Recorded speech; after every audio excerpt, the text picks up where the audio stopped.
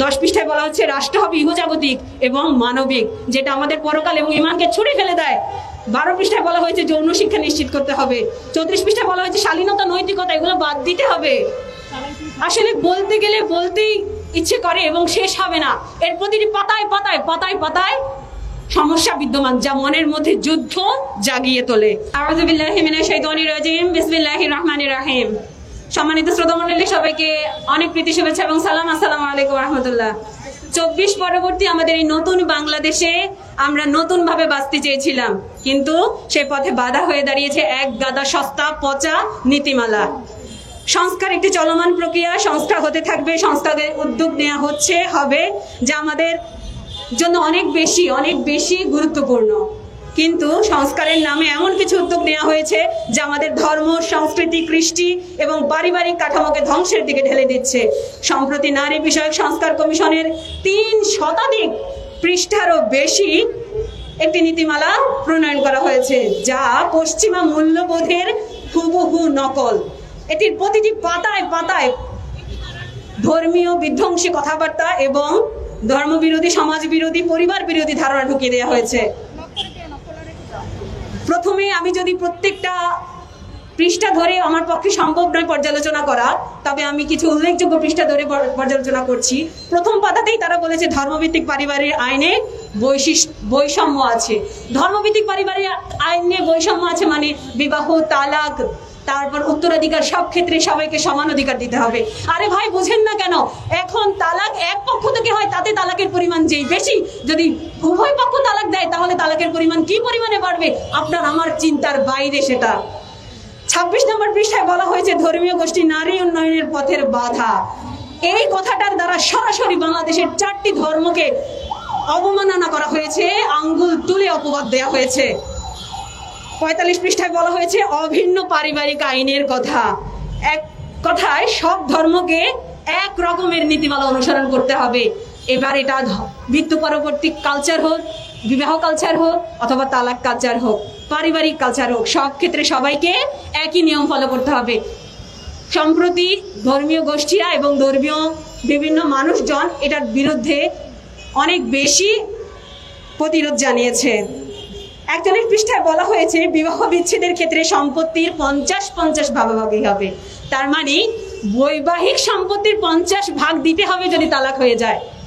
দেখেন, পশ্চিমা বিশ্ব এই জন্যই বিয়ে করে না, তারা তাদের চরিত্র, তারা তাদের যৌন কামনা চরিতার্থ করে ভিন্ন ভিন্ন পন্থায়, বিবাহের পন্থায় নয়। তাদের পরিবারে নেই, তারা এই অস্বস্তিকর পরিবেশ থেকে, অস্বস্তিকর যন্ত্রণা থেকে বের হয়ে আসার জন্য ফাদার্স ডে, মাদার্স ডে পালন করে। আমরাও কি সেই দিকেই এগিয়ে যাচ্ছি? আমরা যেতে চাচ্ছি না, আমাদেরকে এগিয়ে নিয়ে যাচ্ছে। আসুন সবাই মিলে একসাথে প্রতিরোধ গড়ে তুলি এর বিরুদ্ধে। 74 পৃষ্ঠায় বলা হয়েছে বৈবাহিক দর্শনের কথা। আরে নারীর অনুমতি ছাড়া যদি নারীর সাথে মিলন করতে গেলে যদি অনুমতি নিতে হয়, তাহলে পুরুষের পকেট থেকে টাকা নিতে গেলেও তো তার অনুমতি লাগবে। একজন বিবাহিত নারী অনুমতি ছাড়া তার সাথে মিলন করা যাবে না। একজন পুরুষের অনুমতি ছাড়া তার পকেট থেকে টাকা চুরি করলে সেটা কি চুরি হবে না? অবশ্যই হবে। তাহলে সেই নীতিমালা প্রণয়ন করেন। 34 পৃষ্ঠায় বলা হয়েছে পতিতাবৃত্তিকে বৈধতা দিতে হবে। প্রতিটি পাতায় পাতায় এই জিনিসটার উস্কানি দেওয়া হচ্ছে। আমার প্রশ্ন হচ্ছে, সংবিধানের অনুচ্ছেদ নম্বর 18-2 বলা হয়েছে গণিতাবৃত্তির বিষয়টি সংবিধান থেকে বাদ দিতে হবে, যেটা আমাদের আইনে অবৈধ।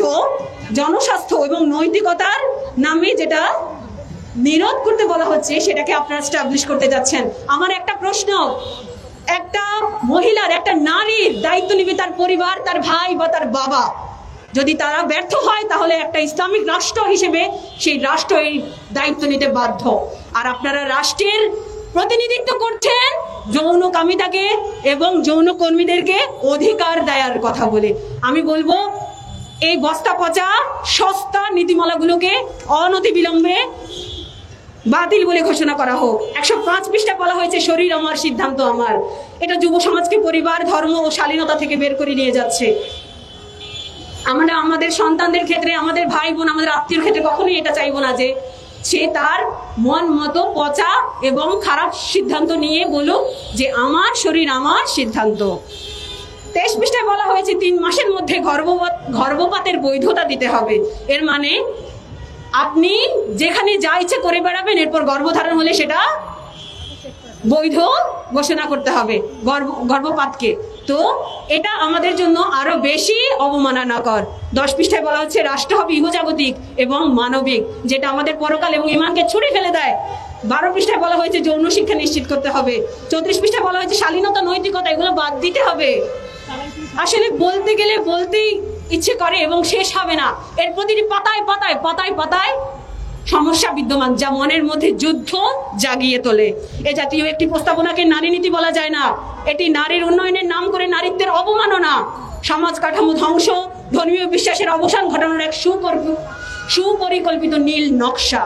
আমাদের দাবি এই প্রস্তাবনা অবিলম্বে বাতিল করতে হবে এবং প্রকৃতভাবে বাংলাদেশের কৃষ্টি, ধর্ম ও নারী মর্যাদার প্রতি শ্রদ্ধাশীল নারীদের নিয়ে একটি নতুন সংস্কার কমিশন গঠন করতে হবে এবং নতুন নীতিমালা প্রণয়ন করতে হবে। কবির ভাষায় বলে শেষ করছি, আগুনের ফুলকিরা এসো জড়ো হই, দাবানল জ্বালবার মন্ত্রে, বর্জ্যের আক্রোশে আঘাত হানি মানুষের মন গড়া তন্ত্রে।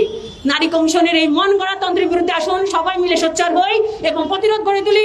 অনতিবিলম্বে এই সংস্কার প্রস্তাবনাটি বাতিল হোক, এই সংস্কার কমিশন বাতিল হোক। ধন্যবাদ সবাইকে।